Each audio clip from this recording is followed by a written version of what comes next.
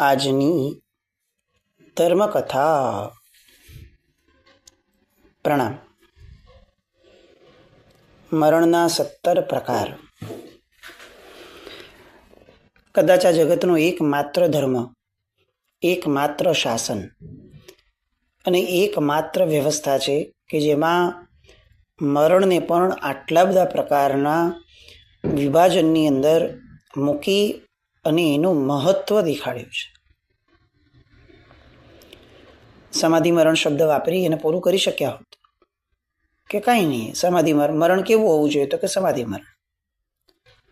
પણ આ સમાધિ મરણની સમાધિ કઈ કઈ રીતે પ્રાપ્ત કરી શકાય અથવા કઈ કઈ રીતે આ સમાધિ ગુમાવી શકાય છે, એની આટલી વ્યવસ્થિત ડિટેલિંગ સર્વજ્ઞ ભગવંતો સિવાય, તીર્થંકર પરમાત્માઓ સિવાય શક્ય જ નથી. અને એટલે બીજા અન્ય એક પણ દર્શનની અંદરમાં મૃત્યુને આટલું આરપાર જોવાનું કામ કોઈ નથી કરી શક્યું.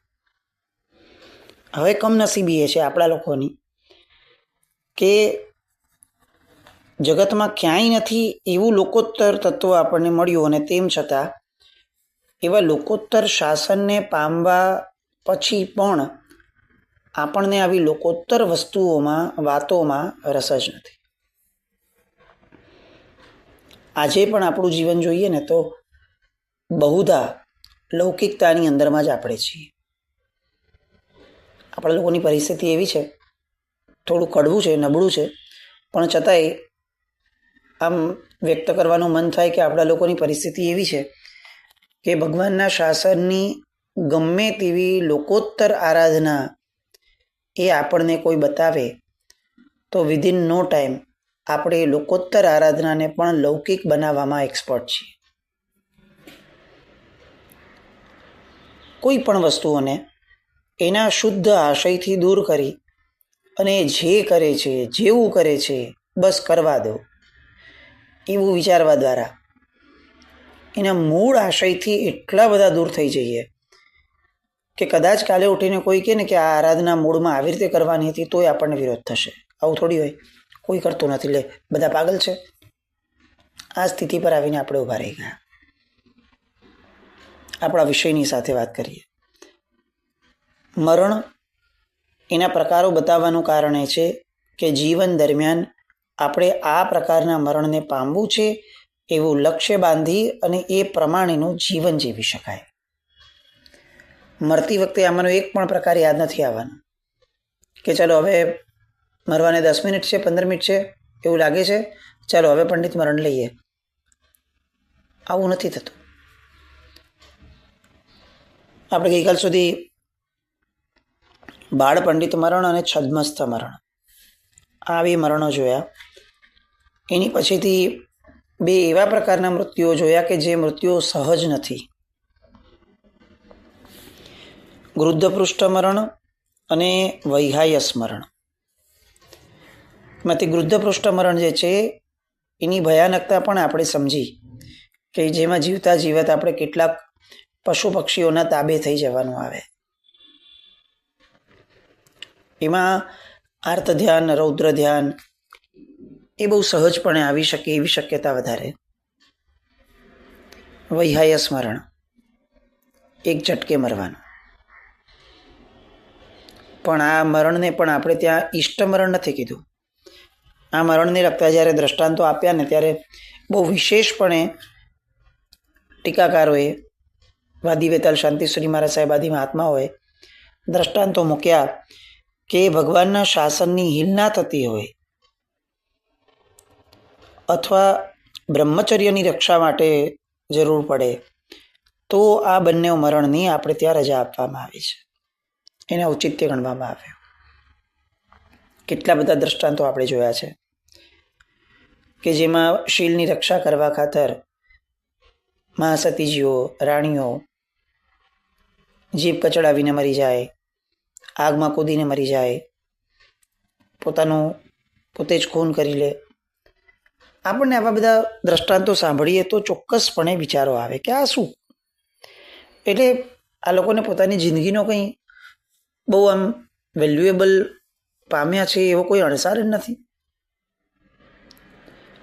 એક શીલની રક્ષા કરવા ખાતર આજના પરિપ્રેક્ષમાં આપણે વિચારીએ તો તમે જુઓ, આપણા ઘરની દીકરીઓને આવી વસ્તુઓ એ ક્યારેય મગજમાં જ નહીં બેસે. આમ કેટલી બધી રાણીઓએ રાજસ્થાનની, મેવાડની જૌહર કર્યા છે. કેટલી બધી એટલે અસંખ્યાત કહી શકાય, હજારોની સંખ્યામાં કહી શકાય એટલા બધા લોકોએ. કારણ શું? તો કે મુગલોની ક્રૂરતા, એમના તાબે થવું એના કરતાં મરી જવું સારું, આવી વાત. અને સંખ્યાબંધ પેઢીઓ સુધી આ ચાલ્યું. આજની સ્ત્રીઓને, આજની છોકરીઓને, આજની જનરેશનને આવા મૃત્યુઓ એ વેસ્ટ લાગશે, એબ્સોલ્યુટ વેસ્ટ લાગશે. કેમ? તો કે એવું કંઈ હોય જ નહીં. એક શીલ માટે શું આટલું કરવાનું? નાનપણથી શીલની રક્ષાના સંસ્કારો, શીલનું મહત્વ પ્રાણ કરતાં પણ વિશેષ છે. આ રીતનું મહત્વ ક્યાંય કોઈએ સમજાવ્યું જ નથી. થયું શું? આપણે ત્યાં તપશ્ચર્યાનું જોર વધ્યું, આપણે ત્યાં દાન ધર્મનું જોર વધ્યું. શીલ ધર્મ એનું મહત્વ એટલું નહીં સમજાવાયું. પરિણામ શું? તો કે એક આખી જનરેશન પૂરી થઈ ગઈ અને પછી બીજી જનરેશન ઉપર બહારના તત્વોએ એક સાથે આક્રમણ કરી અને એવા બધા વિષયોની અંદરમાં એ લોકોને અટકાવી દીધા. એજ્યુકેશન સિસ્ટમની અંદરમાં એવી રીતે સ્વતંત્રતાની વાતો કરી લીધી કે જેના કારણે હવે સૌથી નિમ્ન સ્તરનું વેલ્યુ કોઈની વસ્તુની લાગતી હોય સ્ત્રી માટે અત્યારે, તો એ છે પોતાનું શીલ. કોમ્પ્રોમાઇઝ નામનો શબ્દ આપી દીધો, કરિયર નામનો શબ્દ આપી દીધો, પ્રેમ નામનો શબ્દ આપી દીધો, મારી પોતાની ફ્રીડમ આવો શબ્દ આપી દીધો. અને ફક્ત આવા કેટલાક રૂપાળા શબ્દોના ઓઠા હેઠળ સદીઓથી જે દેશની પરંપરાની અંદરમાં જે ધર્મ માટે પ્રાણ આપતા કોઈ વિચારી નહોતું શકતું, એ ધર્મને અત્યારે સાવ કચરાની જેમ આપણી નજરમાંથી પણ ઉતારી દેવામાં આવ્યો. પણ આ બધા જે જૌહર વગેરે થતા આ બધા મરણો આપણે ત્યાં આ વૈહાયસ મરણના પ્રકારમાં આવતા હતા. તમે વિચારો, ભગવાને આ મરણનો પ્રકાર કીધો છે. આ ઈષ્ટ છે એવું નહીં, પણ કેટલીક પરિસ્થિતિઓમાં આવું પણ મરણ એ સ્વીકાર્ય હશે ને તો જ આ પ્રકારમાં ગણાવ્યું હશે. આપણે ત્યાં દ્રષ્ટાંતોમાં મહાત્માઓના દ્રષ્ટાંતો બી આવે છે કે ભાઈ ઉદય રાજાનું આવતું હતું દ્રષ્ટાંત કે પેલા વિનય રત્ન મુનિએ ચાકુના ઘા કરીને એ રાજાને મારી નાખ્યો. અને હવે આચાર્ય ભગવાન જાગ્યા, જોયું કે જો કાલ સવારના બધા જોશે તો લોકોને લાગશે કે જૈન સાધુઓએ મારી નાખ્યા, આચાર્યએ મારી નાખ્યા રાજાને, અને જૈન ધર્મ પ્રત્યે અનહદ દ્વેષ થશે બધાને. શું કરું? તો કે હું મરી જઈશ તો ખ્યાલ આવશે કે પેલો કોક ચોર હતો, બંનેઓને મારીને ભાગી ગયો. એકલા રાજાને મારીને નહીં, આચાર્યને પણ મારીને ભાગી ગયો. અને આચાર્ય ભગવાન સ્વયં પોતે આ વૈહાયસ મરણને સ્વીકારી અને પોતાનું મૃત્યુ કરે છે. ચંદન બાલાજીના માતાશ્રીની વાત આવે છે. આવી કેટલા બધા જણની વાત આવે છે કે કોક પર સ્ત્રીની ઉપર હુમલો કરે એ સમયે એ સ્ત્રી પોતાનો જીવ બચાવવા જો કોઈ જ બીજો પ્રકાર નથી છૂટતો, બચતો, તો એ આવું મૃત્યુ સ્વીકાર કરે. આપણે જે કથામાં છીએ, મદન રેખાજીની કથામાં, એમાં પણ આ વાત અપ્લાય થશે.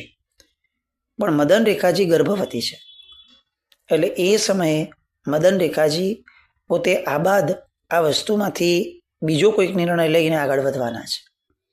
પણ મૂળમાં શીલની રક્ષા ખાતર કોઈ એક સ્ત્રી કંઈ પણ કરી શકે, આવી વાત સ્વયં પરમાત્મા આવા વૈહાય સ્મરણના પ્રકાર દ્વારા પણ કહી ગયા. તો આ એક પ્રકાર. આના સિવાયની કોઈ પણ વાત, પૈસાનું દેવું થઈ ગયું, ઘરમાંથી કંટાળી ગયા, આપણું ભાગ્ય જ નબળું છે, જ્યાં જઈએ ત્યાં ફેલિયર મળે છે, આવા કોઈ પણ ક્ષુલ્લક કારણોસર આ વૈહાય સ્મરણની છૂટ આપણે ત્યાં અપાઈ નથી. એટલે એ પ્રકારની આત્મહત્યા એ ક્યારેય આપણે સામાન્ય રીતે સ્વીકારી નથી. તો આ એક વૈહાય સ્મરણ થયું, 14મો પ્રકાર. એના પછી મરણનો પ્રકાર છે ભક્ત પરિજ્ઞા મરણ. હવે જે 3 છેલ્લા મરણના પ્રકારો આવે છે ને, એ સ્ટેપ બાય સ્ટેપ ઉત્તમતાને આપનારા છે.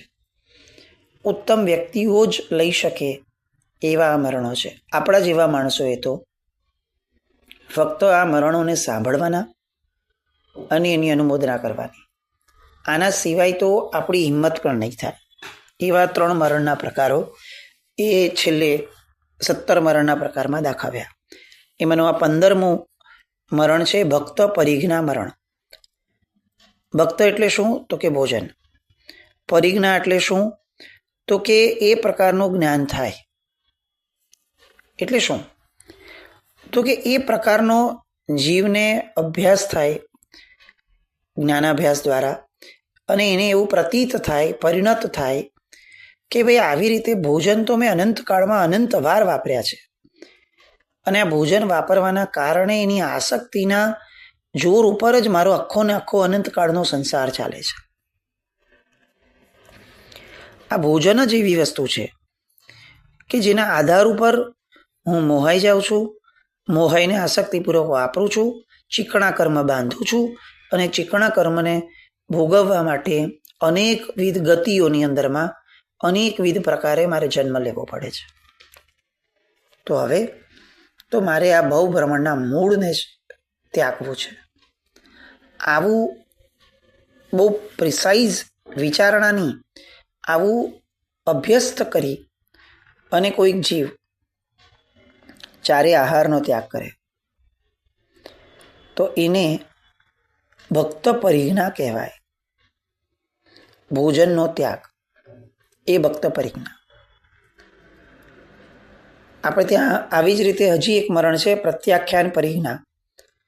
આ પ્રત્યાખ્યાન પરિજ્ઞામાં શું થાય? તો કે ચારે આહારનો ત્યાગ, બહારની ઉપધિઓનો પણ ત્યાગ, અને અંદરની રાગ આદિ રૂપ ઉપધિઓ એનો પણ ત્યાગ. આ બધું જ ત્યાગ થઈને જે અનશન સ્વીકારાય એને આપણે ત્યાં પ્રત્યાખ્યાન પરિજ્ઞા મરણ કહેવાય છે. અલબત્ત વર્તમાન સમયની અંદરમાં આ મરણો એ આપણે ત્યાં આપણી પરંપરામાં બહુ વિશેષપણે સ્વીકાર્ય નથી. એના કારણો આપણું પોતાનું સત્વ છે. આપણે 3 મરણના પ્રકાર જોઈશું ને એટલે પછીથી એ વાત આવશે કે કયું મરણ કયા સંઘયણવાળાને હોય અને ક્યાર સુધી આપણે ત્યાં હતું અને કયા કારણસર આપણે ત્યાં હવે આ મરણને બહુ ઇષ્ટ કે બહુ સેવા લાયક નથી ગણ્યું. આવા બધા મરણ જે છે ને 3 મરણ 15, 16, 17 એ મરણ પૂર્વે પણ આમ સીધે સીધું અત્યારે મન થઈ ગયું ને આપણે કરી લીધું એવું ન થાય. એ મરણ પૂર્વેની કેટલીક યોગ્યતાઓ શાસ્ત્રકારોએ બતાવી છે કે જેને આવું આવું કર્યું હોય એ આ મરણમાં આગળ વધી શકે એમ છે. એ બધી વાતો આપણે જોઈએ. આ 15મું મરણ આપણે ભક્ત પરિજ્ઞા મરણ જોયું.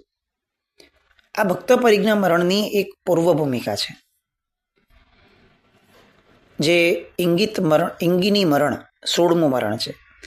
એની સાથે કનેક્ટ કરીને જોઈએ ને પછી આપણને ખ્યાલ આવશે કે શ્રાવકને પણ આ પ્રકારની જીવનચર્યા દેખાડી છે કે આવી જીવનચર્યામાં જીવતો શ્રાવક એ આવા મરણ તરફ આગળ વધી શકે. પેલા 16મું મરણ જોઈએ, ઇંગિની મરણ. ઇંગિની મરણ એટલે શું? આ એ પ્રકારનું અણસણ છે આ મરણમાં કે જેમાં ચોક્કસ ક્ષેત્રની બહાર જવાની છૂટ નથી. આહારનો ત્યાગ તો છે જ, ભક્ત પરિજ્ઞા મરણ છે જ, પ્લસ એની સાથે ક્ષેત્રને પણ ધારી લીધું. ફોર એક્ઝામ્પલ કે હવે કોઈક એવું સ્વીકાર્યું કે હવે હું ચારે આહારનો પણ ત્યાગ કરીશ અને હું હવે આ ઉપાશ્રયની બહાર નહીં જાઉં, હું આ રૂમની બહાર નહીં જાઉં, છેક મરણ ન આવે ત્યાં સુધી. કદાચ એવું બની શકે કે ભાઈ એ જીવી ગયા, જે જીવલેણ હુમલો હતો, ઉપાધિ હતી, રોગ હતો, એમાંથી આબાદ બચી ગયા, તો છૂટ? તો કે નહીં, હવે એને કોઈ છૂટ નહીં. કોઈ પણ ભોગે હવે 4 આહારનો ક્યારે સ્વીકાર નહીં કરે અને આ જે ક્ષેત્ર એને ધાર્યું છે એ ક્ષેત્રની બહાર ક્યારે પણ ન જાય. આ રીતે એ પોતાના મૃત્યુને ધીરે ધીરે ધીરે બહુ પ્રેમપૂર્વક સ્વીકારે અને પ્રેમપૂર્વક એને સંવેદે, સમાધિપૂર્વક. આપણે ત્યાં એક વ્રત છે, આપણે સામાન્ય રીતે દિશાવગાશિક વ્રતના નામથી એને જાણીએ છીએ. અત્યારે પ્રચલનમાં આપણે દેશાવગાશિક શબ્દને થોડો અલગ રીતે લઈ લીધો છે અને આપણે 10 સામાયિક રૂપ ધર્મ આ અર્થ તરફ આગળ વધ્યા છે.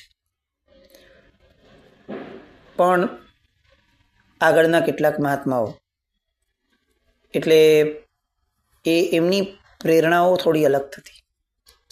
પૂજ્ય પ્રદ્યુમ્ન સૂરી મહારાજ આદિ અનેક મહાત્માઓ. આ તો એક બહુ નાનપણથી આપણે સાંભળેલી વસ્તુ હતી એટલે આ મહાત્માનું નામ ખ્યાલ છે. પણ આગળના સમયમાં દેશાવકાશિક વ્રત છે ને કેવી રીતે થતું, ઇવન આપણે અત્યારે પણ દેશાવકાશિક વ્રતના અતિચાર જોઈએ ને તો આપણને ખ્યાલ આવશે કે આ દેશાવકાશિક વ્રતનું સ્વરૂપ અત્યારે જે છે એના કરતાં ઘણું અલગ અને વિસ્તૃત હતું. આ જે 2 મરણો છે ને એ મરણની સાથે આને સંબંધ છે એટલે આપણે આ વાતને અહીંયા લઈએ છીએ. દેશાવકાશિક વ્રતની અંદરમાં ક્ષેત્રનું પરિમાણ, વસ્તુઓ વાપરવાનું પરિમાણ, મનના વિચારોનું પરિમાણ, આ રીતની અવગાહના કરવામાં આવતી. જેમ કે હું આવતી 1 કલાક સુધી ભારતની બહાર જઈશ નહીં, ભારતની બહારની એક પણ વસ્તુનો ઉલ્લેખ કરીશ નહીં અને ભારતની બહારની એક પણ વાતનો વિચાર પણ કરીશ નહીં. આવું વ્રત. આને અલગ અલગ વેરાયટીમાં લઈ શકાય છે. પણ તમે સમજો કે આ કેટલું મહત્વનો સાવ સામાન્ય લગતી વાત લાગે કે આ બરાબર છે, ઠીક છે, એમાં શું. પણ ના, આ અત્યારે જે આપણે બધા ટેવાયેલા છે ને ન્યૂઝ જોવાથી, વોટ્સએપ પર અલગ અલગ ગામભરની બધી વાતો સાંભળવાથી, એ બધામાં પરિમાણ રાખવા માટે અતિ આવશ્યક તપ એ આ દેશાવકાશિક વ્રત હતું. એમાં જીવ પોતાના ઉપર એ પોતાના વિવેકપૂર્વક એક નિયંત્રણ રાખતો હતો કે હું મારા કામની વસ્તુઓ સિવાયની એક પણ વસ્તુઓમાં મારા મનને પણ નહીં જવા દઉં, જેની હારે મને કોઈ લેવા દેવા નથી. એમ કરીને પોતે પરિમાણ લેતો જાય. પછી આખા વર્ષનું પણ પરિમાણ હોય, મહિનાનું પણ પરિમાણ હોય, દિવસનું પણ પરિમાણ હોય. પછી તો કે આ ક્ષેત્રની બહાર જઈશ પણ નહીં, હું જોઈશ પણ નહીં, આટલા મોઢાથી વધુ મોઢા હું આ દિવસમાં જોઈશ નહીં. આ રીતે અલગ અલગ પ્રકારના અભિગ્રહોથી આ વ્રત લેવાતું હતું. દેશ અવગાહના. દેશ એટલે શું? નાનકડો ભાગ. અવગાશિક એટલે આપણી અવગાહનામાં ધારવું.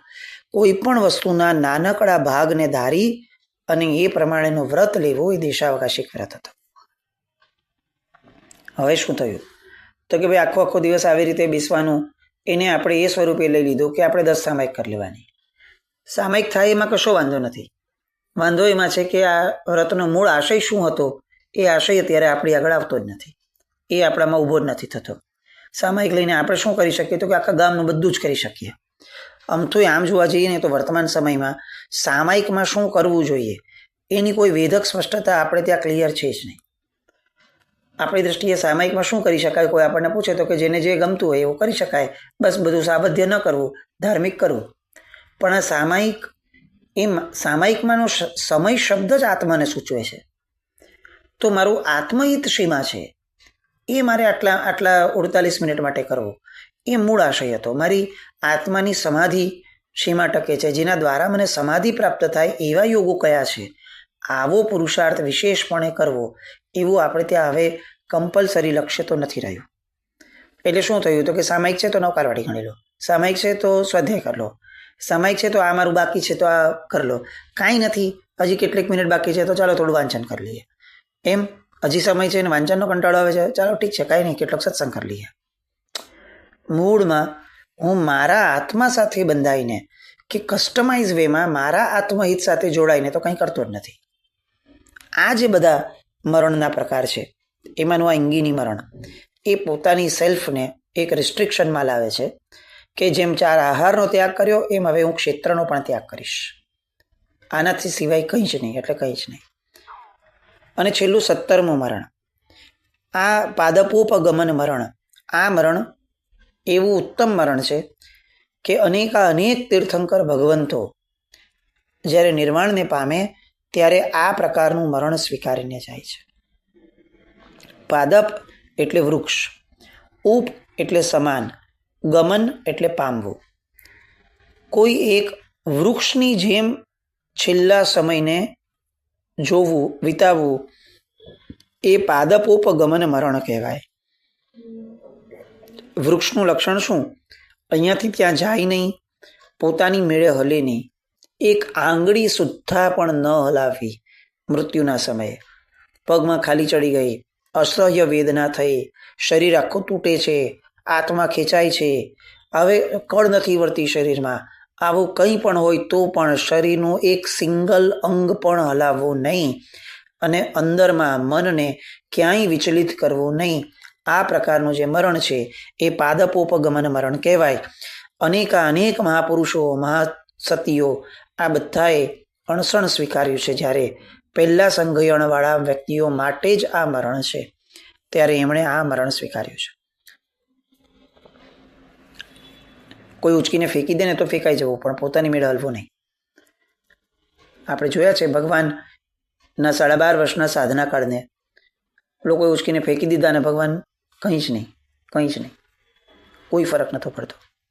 આ મરણ એમના માટે દેખાડ્યું છે કે જેમને બાહ્ય જગતથી કમ્પ્લીટ અંદરનું જગત સાધના દ્વારા, ધ્યાન દ્વારા પોતાનું એક છૂટાપણું પ્રાપ્ત કરી લીધું છે. નહીં તો ભયંકર આર્ત ધ્યાન થાય. એટલે હવે આવતીકાલે આ 17 મરણના સમરીમાં આપણે જોશું કે કયા મરણ કયા જીવને છૂટ આપી છે. અને આવા મરણ કરવા હોય, લેવા હોય અણસણવાળા, તો એની માટે પૂર્વ શરત મૂકી છે. આજે જે અન્ય મતોને આપણા મતમાં ફરક પડે છે ને એ આપણને સમજાશે. આ બધી વાતો માટે આવતીકાલે ફરીથી મળશું. જીના જ્ઞાન કંઈ પણ બોલાય તમે છામી દોકડમ. જય નમ જય અતિશાસન.